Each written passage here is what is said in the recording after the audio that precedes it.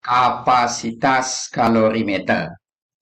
Kemungkinan terdapat banyak kalorimeter yang tersedia di laboratorium dengan massa dan/atau jenis bahan dari kalorimeter yang berbeda. Penggunaan kalorimeter yang berbeda-beda dalam pengukuran kalor tanpa terlebih dahulu menentukan kapasitas setiap kalorimeter yang digunakan tentu akan menjadi masalah. Seperti hasil pengukuran dapat jauh berbeda dari yang semestinya. Eksperimen ini melibatkan pengukuran lebih dari satu sampel kalorimeter untuk mendapatkan pengetahuan tentang kapasitas panas kalorimeter.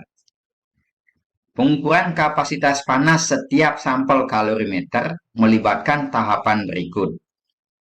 50 gram air dingin dalam satu sampel kalorimeter tersebut yang bersuhu kamar stabil diukur suhunya, misalnya mendapatkan 25 derajat Celcius. Selanjutnya, 50 gram air hangat bersuhu tertentu, suhunya diukur misalnya mendapatkan 80 derajat. Kemudian segera dicampur ke dalam air dingin di dalam kalorimeter dan diaduk secukupnya. Suhu campuran diukur secara berkelanjutan pada setiap interval waktu 30 detik hingga total waktu sekitar 5 menit. Saat sebelum setiap pengukuran suhu, campuran diaduk lagi secukupnya. Suhu hasil pengukuran pada setiap selang waktu 30 detik dicatat dalam bentuk tabel. Suhu saat T0 dikosongkan karena tidak dapat langsung diukur.